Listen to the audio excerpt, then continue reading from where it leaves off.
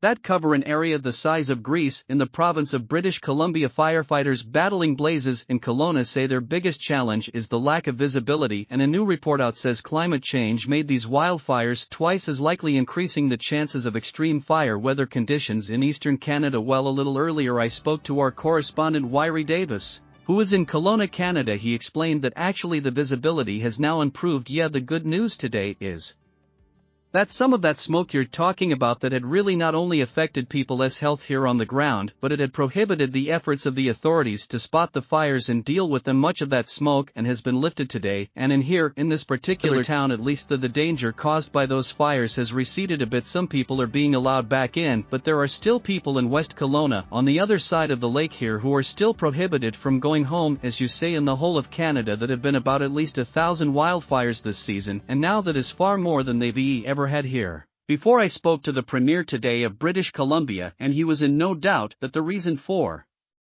this fast increase in wildfires across the region has basically to do with climate change, with man-made impact on the environment, not only flooding in the wet season, but this is the fourth year in a row that there have been excessively dry season in the summer in this part of Canada, and the authorities here are no doubt that the climate change and the impact of humans on the environment has contributed to what we've seen here in the past week for the authorities, where it's been overwhelming, hasn't it? And they have to think ahead, as you say, because this is something that is happening now year on year yet, and of course not just in Canada. The Premier is at pains to point out that we've seen similar scenes in the United States, across much of Europe, and it's a testament to the authorities here that they are well used out of forest fires. There have been no loss of life. 30,000 people were evacuated from this side of the lake and the other side of the lake when those forest fires really started to encroach on people's homes. Several homes and businesses have been destroyed, but it is important that no lives were lost. Nonetheless, the Premier was pretty brutal today and blunt. He said, look, these kind of things are going to increase in future. We as a government can do things. We can improve fire safety, we can improve building regulations when it comes to dealing with fires, but at the end of the day,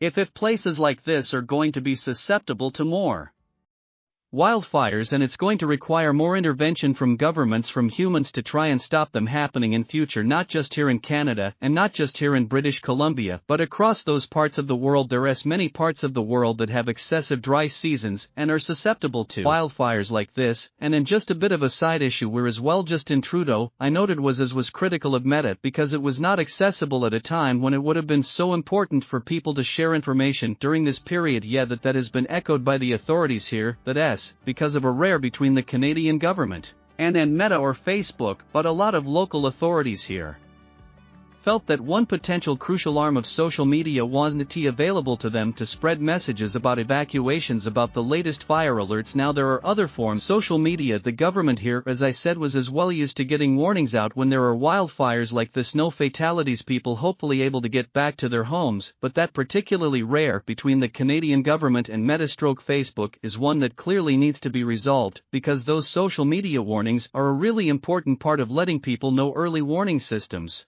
when there are forest fires like this in Kelowna, Canada.